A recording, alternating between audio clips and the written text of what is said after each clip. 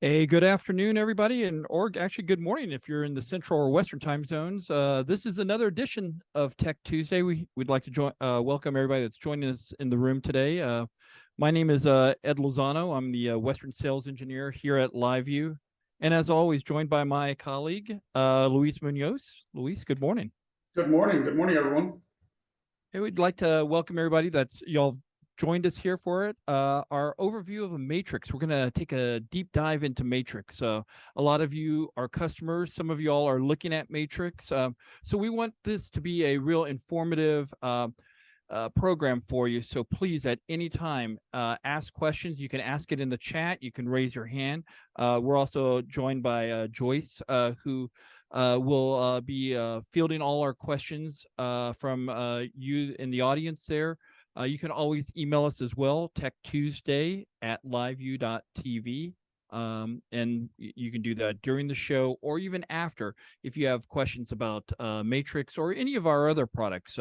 Luis and I are here to help you and to help better educate you in the products that you use every day or may not use and are interested in. So without further ado, I'm going to hand it over to Mr. Munoz, who's going to take us through everything Matrix here.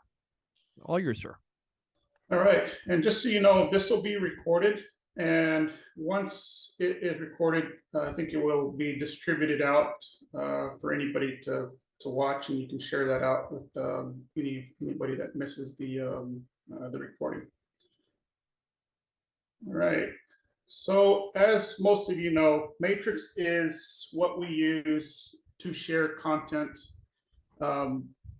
whether it's inside or outside of your station group or your group. You can either be a distributor, you can be an affiliate, you can also be in a group, in a media group. So as an example, if you're part of a station group such as Sinclair, Gray, Fox O&Os, ABC O&Os, and so forth, then anytime that you're streaming video from your station, any one of your own affiliates, your sister stations, will be able to see your content. You could also be an affiliate. So as an affiliate, let's say your particular station isn't necessarily in a group, but you guys are an affiliate for CNN, right? So instead of getting your feeds through satellite, you can get them through LiveU Matrix, right? So you would be able to grab your any type of anything that's going through CNN or CBS or whatever distribution path is that we're using. You would be able to see that through here. Now, depending on whether you're an affiliate or a media group, you will be able to see the you'll see your feeds a little bit differently here. So within Matrix, I'll just give you kind of an overview of what Matrix is and kind of how it looks. So the important thing when you open up Matrix is you're going to see over on the far left, you have your view. So you'll have your view, and you've got these little icons. Each little icon here corresponds with the icon here, right? So you have the affiliate feeds, the affiliate distribution channels, the feeds, the local feeds, pools, and so forth. So you'll have all these things in here. And there, in this particular one, we also have the distribution channels, and I'll kind of give you an overview of what these are here. So we'll start off with the affiliate distribution channels.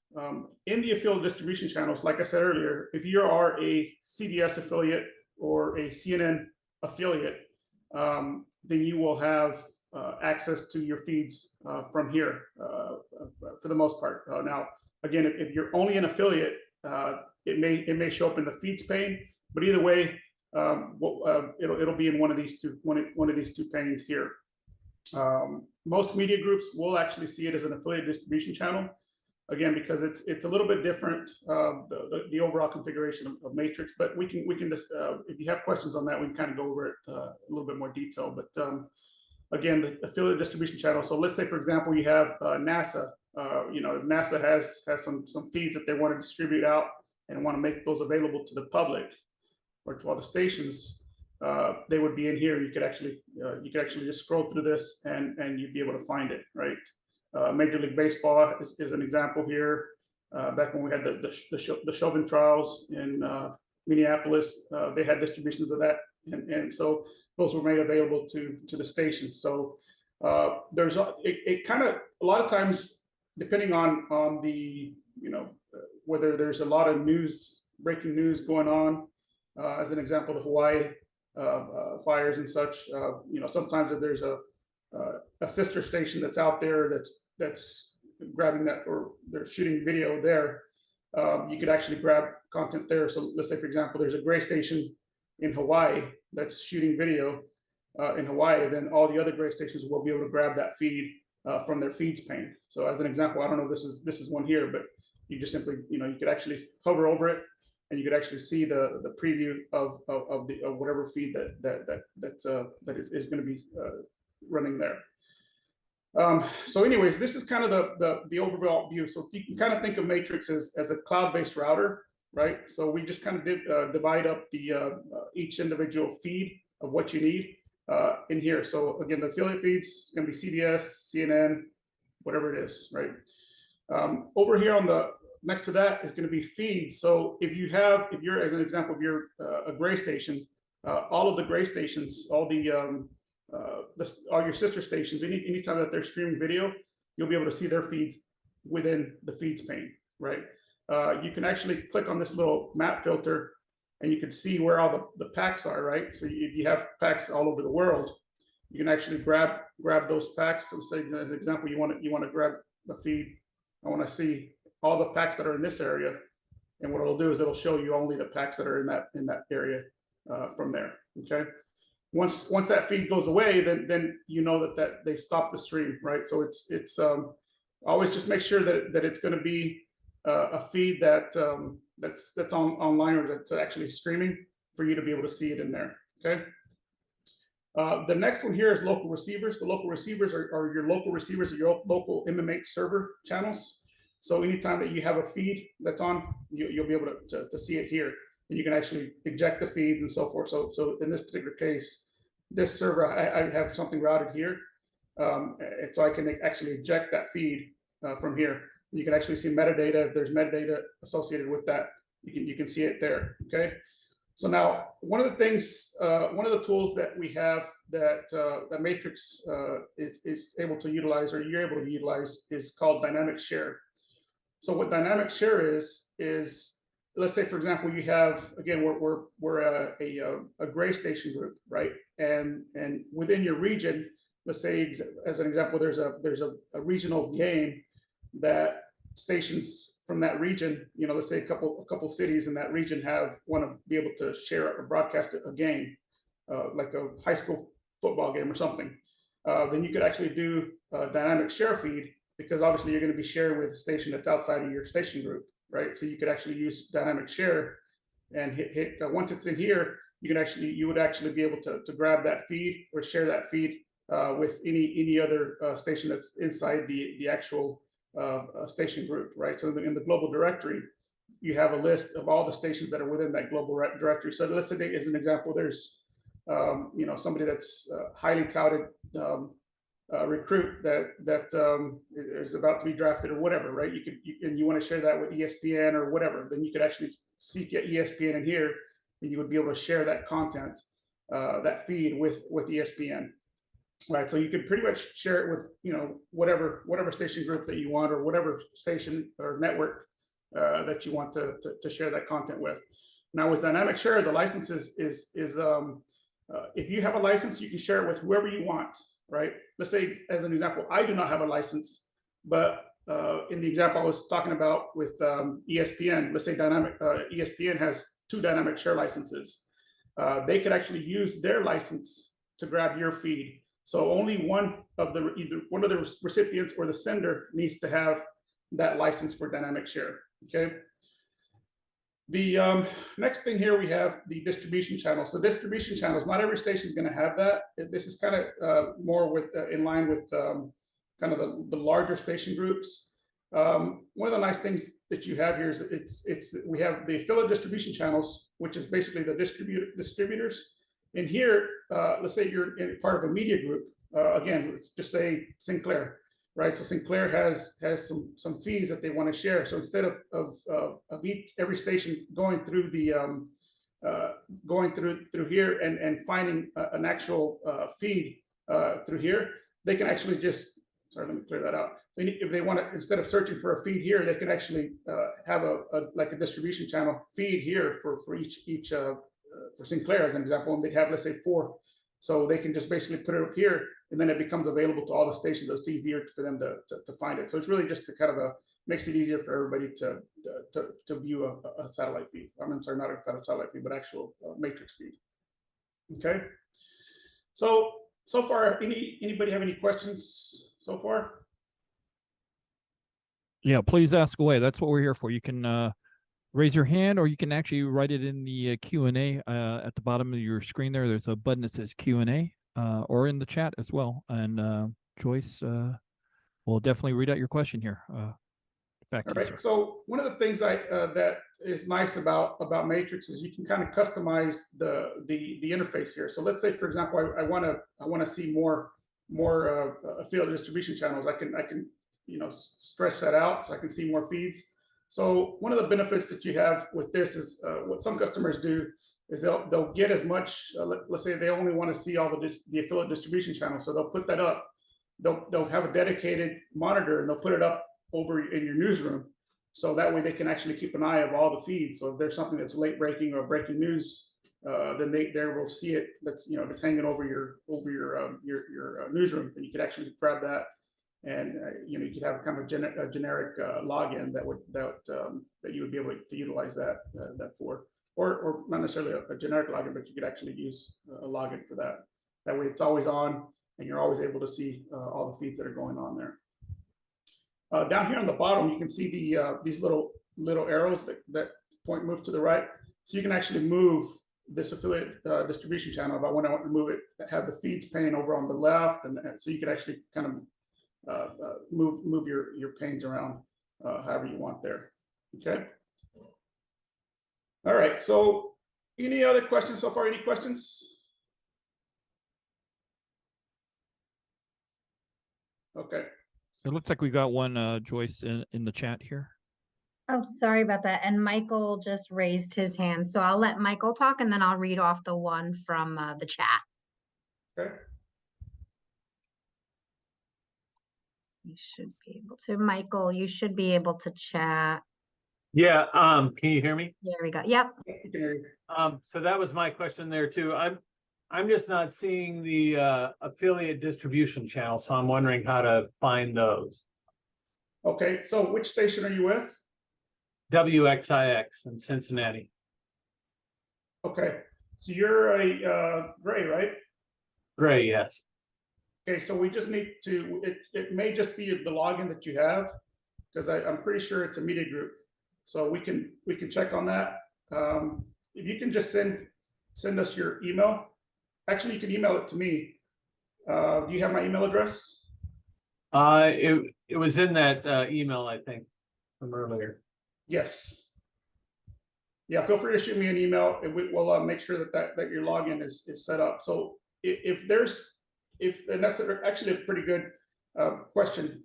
So if anybody if you have other colleagues that are within your group, and you see that they are able to see, they have a different type of view in Matrix, it's typically, you will typically have, it's going to be like a newer login that hasn't been associated as a curator with your station group. So we need to get those added on. So it's a pretty easy fix for that. So just let us know what login is not showing up, or which one you need, and then it's just a matter of us associating your login as a curator. All right, thank you. Sure. Thank you. And Adam had also raised his hand. So Adam, you should be able to speak. Hey, Adam. He's on mute. He's still muted there. Adam, I think you have to manually unmute, but you do have the ability to ask a question. Otherwise, you can put it in the chat.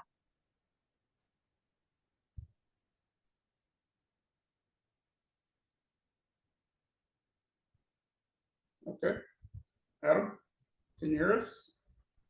Yeah, no questions. He's saying now at the moment. I'm sorry. Okay, no problem. Okay.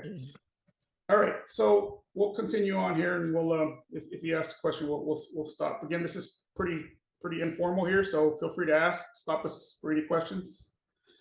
All right. So one of the things I wanted to also mention here, and I don't know that I have this set up for fixed location encoders, but some station groups have what we call fixed location encoders, which is a FLE. So an FLE, again, fixed location encoders, is the way it works is you have at each individual station, you'll have an encoder, right? And it's a fixed encoder, so you're routing video into it. And what we do is we send that out to a cloud, and it's going to be kind of on a preview channel. And it's always available to everybody, right? Including yourself. So that's really the only feed that anytime that you're sending something out, that you would be able to see it in your feeds pane. So anyways, it's primarily with larger station groups.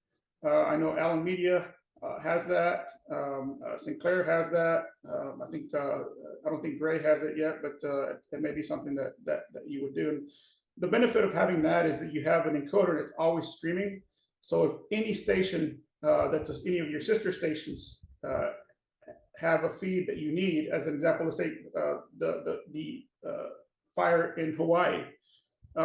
Once that station in Hawaii is broadcasting that, then it would be available to all the other sister stations, and they could actually grab that feed and send it to their local receiver, right? So it's just a matter of just doing a drag and drop into your local receivers for that. So I would just simply grab that, drag it, or you can either drag and drop, or you can click on this little button here, right? This button here basically tells you the same thing, and you can grab the feed. I prefer just to do a drag and drop once it's on there, and you'll be able to it'll rev up here. You'll see the bandwidth 3.5 there, and then there it is. Okay, so that's kind of the idea with describing a feed. Again, you could grab a feed from any one of these panes. So as an example, I can actually grab a feed from a local receiver and send it to another local receiver. So as an example, I want to grab it from Lozano RX1 and send it into a local receiver that's inside inside the my pack. So it's just a matter of just dragging and dropping and sending it in. Now there's some stations, it may depend on your network. If your network blocks inbound and outbound, then you may not be able to route a receiver to local receiver. If the IP address of those two servers are the same, sometimes it needs to, there's some hairpin rules that need to be added and so forth. So if that's the case where you can't route local receiver to local receiver, then that's usually going to be the case. But in all honesty, I don't think that's used very often, but in the event that you do need that, at least you know you can also route a local receiver to a local receiver. Okay. Another thing that needs to be addressed, I guess, or I'd like to cover is, if you notice, there's some of these feeds that say your transmission is live, preview is not working due to configuration. That is what we use. We use WebRTC preview, right? So anytime that you do not see this, that issue is going to be the WebRTC port. So we typically use 18100. So 18100 is the port that we use for your local receiver. If that's not working, then you will not be able to see the preview. So one way of knowing that you have preview, if you double click that and the video opens up and you're able to see the preview, you should also be able to hear it as well, right? So it should open up. Once it loads up, you should be able to hear and turn up the volume on that and be able to hear that and see it. Okay, and it should be a higher quality video for that. Okay.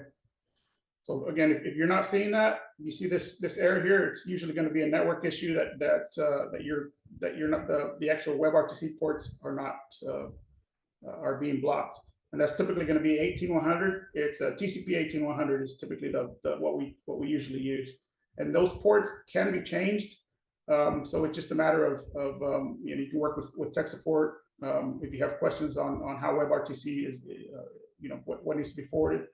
But there's a setting on your MMH as well that you can go into it and set that accordingly. If you have multiple servers with the same public IP, then sometimes you'll need to have 18100 on one server, 18200 on the other, and 18300 and so forth. So it's just a matter of kind of making sure that you adjust your ports accordingly so that you can get port 40 or are able to see the WebRTC preview. Ed, do you have anything else? Any other questions so far? Well, I know you touched upon dynamic share, and I just want to reiterate for our folks here that dynamic share is a great tool.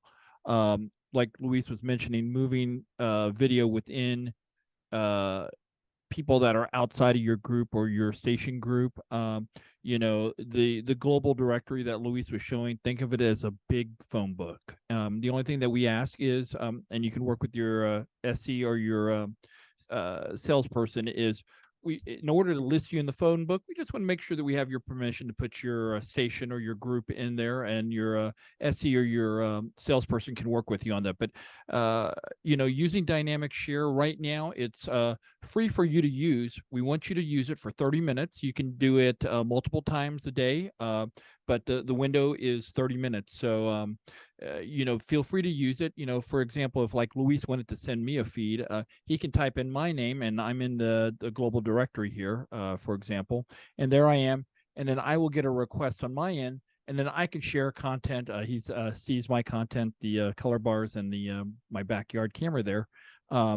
But we can share content back and forth. So that's something that we invite you to use and explore, because once again, it's a great tool for some of these breaking news situations where you need to get it, or maybe you don't have a pool working in your area, a pool feed, and maybe that's something you want to explore, but maybe you don't want to use a pool feed. You can use dynamic share to do that. I know you touched upon pools, Luis. We've got those working in multiple areas.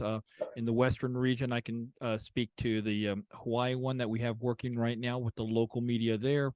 We've got one working in Seattle. We've got one working in San Francisco right now, and in LA, for example. These are great for when you have those court cases and stuff like that, where you can definitely share amongst the other affiliates there. If y'all are working the same case, maybe instead of sending 4 or 5 photographers to the one location, you send the one, you pull it amongst your station group or your different groups there within that market. So stuff like that, your SE or your sales engineer or your salesperson can help set that up for you, and show you the right way to use that and stuff like that. But there's also the option of dynamic share as well. Ed brings up a good point. One of the things I wanted to also clarify is pool feeds. So pool feeds, I want to make sure that everyone understands kind of the overall workflow of a pool feed. So pool feeds are primarily designed for stations, for local stations, to share content with each other only, right? So as an example, we have the trial that we had in Minneapolis, right? So they were only able to get one photographer in at a time, or especially during COVID. So what they decided to do is each station would kind of have an assignment each week. So station A would on week 1 would go out there, do their shoot video and shoot it to the pool feed. The following week, station B would go out there and shoot it. So they all need to be able to have access to that local receiver, right, to that cloud channel, so that they can send the feeds out and share it with each other. But that's primarily what the pool feeds are used for, is primarily just for the local receivers, for the local stations to be able to grab those feeds and share it with each other. Now, if those stations want to distribute that out with their either their sister stations or with, let's say, for example, CBS or CNN, if they are a CNN affiliate, once they start streaming it to their local receiver, then CNN would be able to see that, right? Or if it's Nexstar, let's say News Nation wants to grab that feed, all that local station needs to do is they send it to their local receiver, and then the other News Nation or any one of the other affiliate stations or their sister stations would be able to see that feed. So it's not ideal to send that pool channel to all of the affiliates, because the pull channels, the way it works, it's only designed for, let's say, up to 10 stations grabbing that feed from it at kind of a simultaneously, maybe up to 20 channels. But now if we have 30, 40, 50, 100 stations that are grabbing a feed, then it starts to bog down that cloud server. So that's one of the main reasons why we want to make sure that if somebody needs access to a pull feed, they should be using basically grab it from your sister station and grab it from there. So if you know that again, let's say Gray is a Gray station or Sinclair station is in Minneapolis as an example, and they're streaming a feed, then you want to grab it from there and not from the pull channel directly. Okay. The other thing I wanted to differentiate is the affiliate distribution channels. Again, I explained it a little bit earlier. The affiliate distribution channels is here, and that's going to be, again, CNN, CBS, Fox, NASA. These are the distributors, right? They are actually just sending the feeds out and make it available to 1, 2, 3, 100, 200, however many stations want to be able to grab it. So again, it's kind of think of it as your satellite feeds, right? It's very similar to what the satellite feeds were before. So that's and then the other one is the distribution channels. Again, that's going to be kind of a station group distribution channels, right? So it's Sinclair, Gray, Allen Media, and so forth. Those are the stations that if they would have maybe 1, 2, 3, or 4 different cloud channels, and they would basically make it available so they don't have to go in here and search through the feeds pane for a specific feed. They just simply go into the distribution channels and grab it from there. Okay. Any questions so far? Yeah, please ask away. This is a great time to ask Luis anything and everything Matrix. The metadata also, one of the things that's coming with Matrix is the ability to actually record content. So you'll be able to record any feeds that you get into a specific local receiver. Once you send it into a local receiver, you'll be able to grab that metadata or get the feed. Let's say it's a 1 hour, footage. You have 1 hour or 1 or 2 hours of footage, and let's say you just want to grab those 30 minutes. You can actually grab that, subclip that, and that's what we call is LiveU ingest. But anyways, the idea with that is you'll be able to record the content, anything that you feed through a specific channel. Let's say you allocate, local receiver 1 and 2, right? Channels 1 and 2. Then every time you send a feed into that local receiver, then it'll record that content. If they're sending metadata, kind of like CBS sends out with their feeds, all that metadata information is also going to be included in that. Okay. Yeah, and coming very soon, Luis will also be able to have other codecs coming into Matrix as well. Other options, SRT and RTMP as well, coming into LiveU Matrix. So you can bring that in as a source. Exactly. So the nice thing is, what we mean about that is let's say, for example, you have a camera that's for beauty shots, right? And that camera outputs an SRT stream. Then what you can do is, instead of going directly to an actual encoder, you can go straight to Matrix and make that feed available in Matrix, and then any station within your group can actually have access to it. So let's say, for example, I'm in Dallas. One of the Dallas stations has they have a camera that's got a shot of downtown Dallas or Fort Worth, and or both. They would have 2 cameras that are constantly on, and it's an SRT stream, so they don't have to go to an actual local receiver or to an encoder. And then from that encoder goes, so it's basically going straight to Matrix. And what's in Matrix, when it is in Matrix, then you're able to grab that feed and send it out to your local receivers and such. So it's a nice thing to have. Nice to be able to utilize that information there. It's pretty useful to have that. Ed, you got anything else? So there's a few things in the Q&A. I think the feature that you were just talking about, Joe, wanted to see what the projected release date was. Are you talking about the recording the content, being able to record? I believe so. That's probably going to be, I think it's probably going to be a couple months for that to be available, but that will be available. So we do have LiveU Ingest now, and that is actually already available. But it's not well, actually it does record content that's from Matrix, but currently it's not designed to be able to record content that's, let's say, it's constantly recording, right? Hours and hours of content, because then you're going to start, losing space. So, but yeah, so that's actually available. Actually, in fact, it's actually available now. So if you have any questions on that, or you want to discuss that further, just feel free to call your sales rep or talk to one of your sales engineers. We can help you. We can walk you through that process. Okay, now from Andres, I work for the city of Fort Lauderdale. We broadcast our commission meetings through our local channel. What would be a way for me to have my feed available for my local news channels to grab?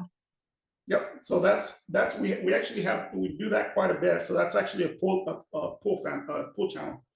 So as an example, we have the city of Austin is one of the stations. City of El Paso is another one.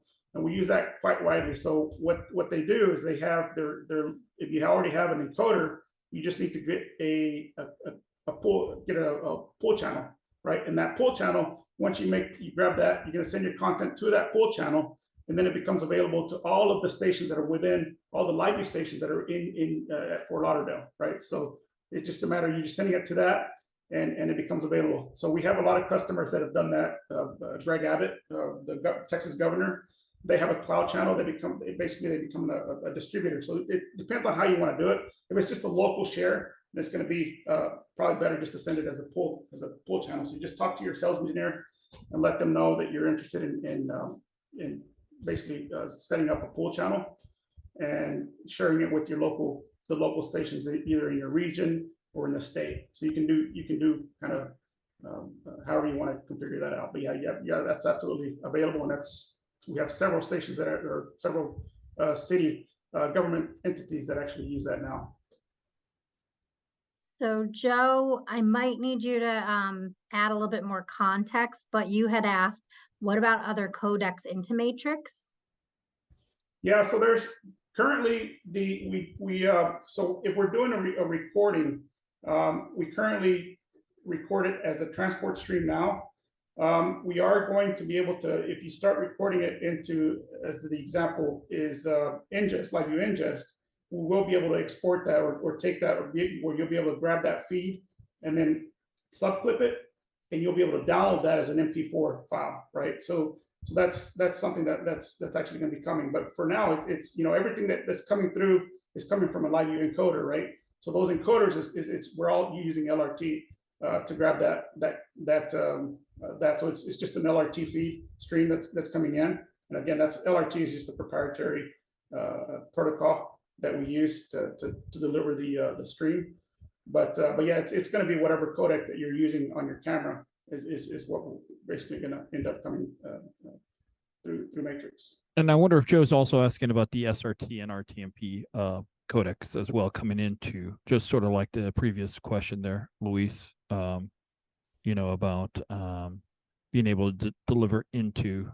Yeah, so with SRT, we'll be able to do the listeners mode or the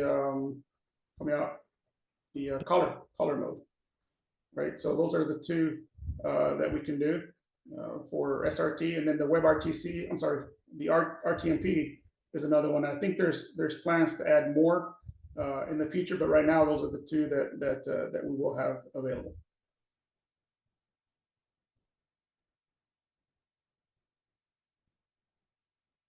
Awesome. If we have any other questions? No, a lot of good questions. A lot of great questions. Yeah, great. If anybody has anything else, feel free to raise your hand.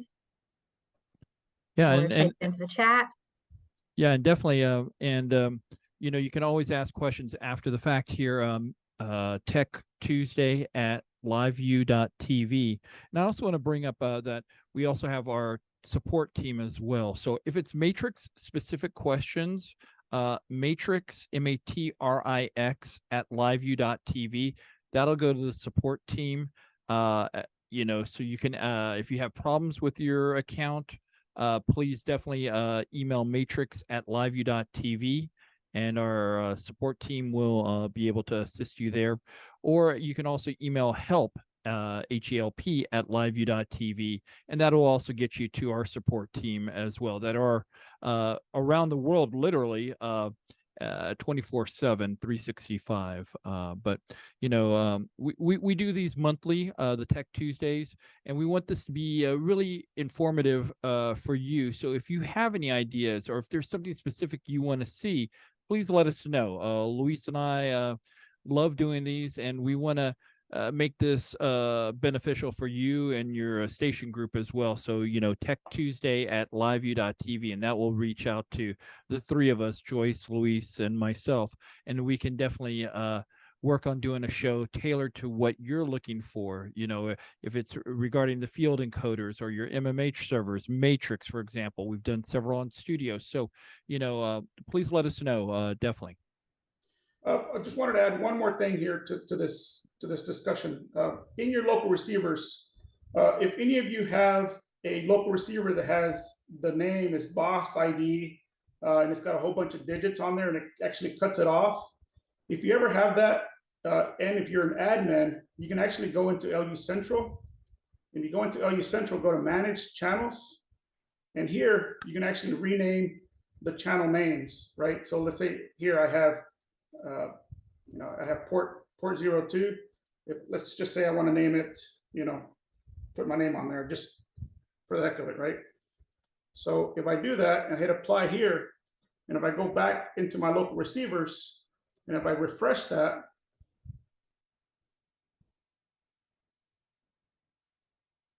now you have your name here, right? So please feel free to remove those, whether it's a serial number or the boss ID name. That does not have to be in the channel, in the name here.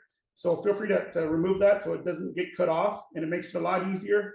Maybe it's just me. It drives me crazy to see the boss ID information in there. So I prefer to see it as your call letters and 01 or whatever it is.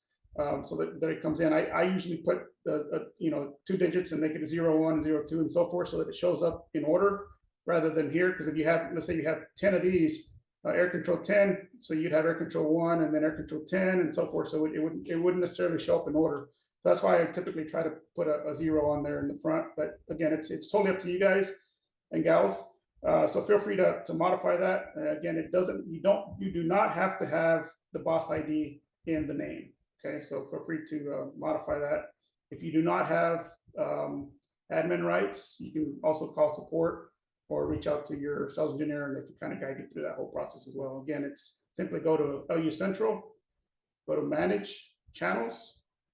You just simply grab the local receiver that you have here, and you would just simply edit it and hit apply, and okay.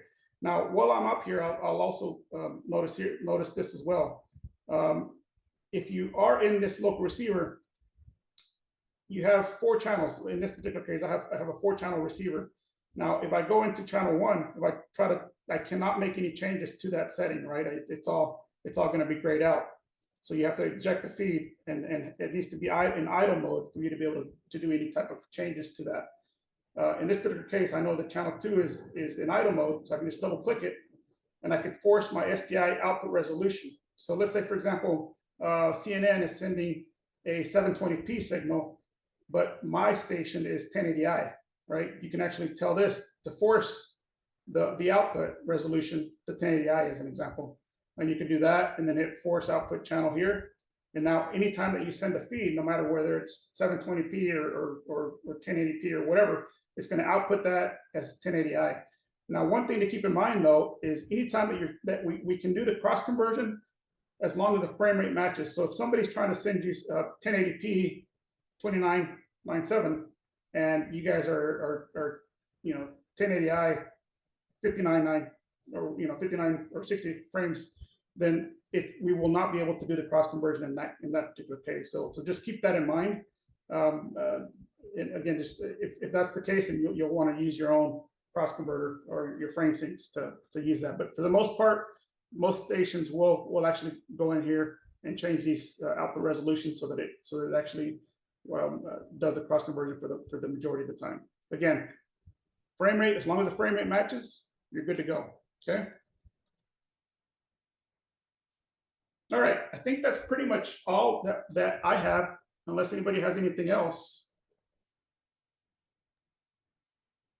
Any other Thank- questions? Going I'll once, take- going twice. Mm-hmm. Awesome. Well, that was awesome, Luis. Thank you very, very much for that. And we appreciate everybody joining us today. And if you have colleagues that missed this one, we will have the recording up. We do have a YouTube channel where all our recordings go to. And we also do have an afternoon session this afternoon. So please. 4 o'clock Eastern. Yep. 4 o'clock Eastern. That's what happens when I'm Yeah. living the central time zone. Can't It's have. not going to be recorded, or it's not going to be recorded video. So it's going to be basically us doing this all over again. So there's something that we missed. So feel free to join again. There's something that we didn't cover. I'm sure somebody will let us know between now and then. If there's something that you wanted us to see that you missed, feel free to email us, techtuesday@liveu.tv. Then we can cover that at the 4 o'clock session, 4 p.m. Central. Is that correct? 4 3 p.m. p.m. Central. Eastern. Yeah, 4 3 p.m. p.m. Central. 3 This p.m. is- Central. I'm sorry. This is what happens when we live in the central time zone, Luis. Exactly. Awesome. Well, thank I'm you in everybody Texas, for your so- time. Yeah. Well, thanks everybody for joining us today. We will catch y'all next month on the next Tech Tuesday, and everybody have a great day. Take care. Thanks everybody. Hey, Thanks, John, we'll get back everybody. to you on that.